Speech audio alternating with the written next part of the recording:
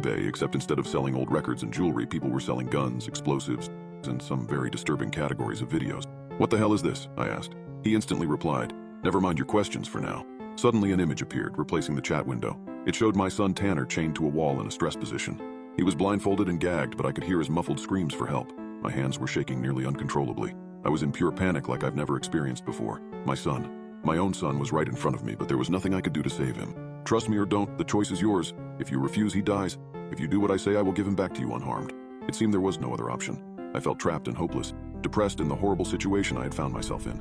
If I called the police, he would see me do it on the webcam. If I said no, he would kill Tanner. "Fine, yes, I'll do what you want," I said. He replied, "Good. Here's your shopping list. Get everything on it." A long list of items was included next, and my eyes widened further as I read through it. The chat window closed suddenly. I was left alone in my living room, my heart beating fast and hard in my chest.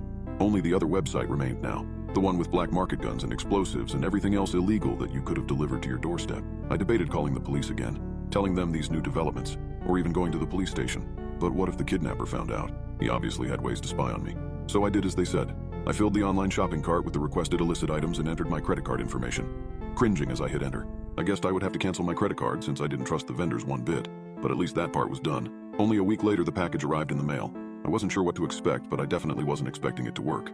As soon as I had brought it inside, I got another text message. It invited me to another chat on Tor, where I was given a physical address. They said to meet them there with the package, and they would give me back my son. I was to tell no one where I was going. It was dark by the time I arrived at the old warehouse in the industrial section of town. My trunk had some cargo in it that would surely get me a couple decades in prison, if not more. Terrified, I sat in my car, still gripping the steering wheel tightly with both hands despite the car being turned off. I had no idea what was going to happen next. Whoever took my son could take me too. Was this just some huge plan to unalive both of us? My cell phone chimed and I nearly jumped out of my skin. It was a text message. "Come inside through the east door." I looked up and saw a door right in front of where I parked. I was terrified, but knowing this was my only chance of saving my innocent son, I took a deep breath and got out of the car, bringing the bag with me. My hand shook as I reached out and grasped the doorknob, turned it, and went into the dark, cavernous space inside the warehouse.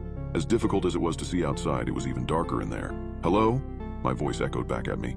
"Did you bring everything?" I jumped, startled when I heard the voice. It was raspy and low-pitched and made the hair stand up on the back of my neck at the sound of it.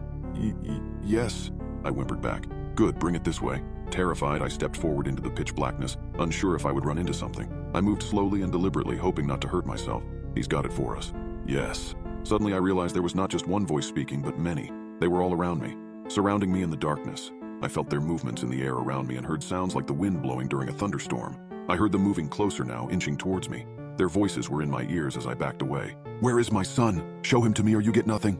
I was terrified but determined to get Tanner back, come hell or high water.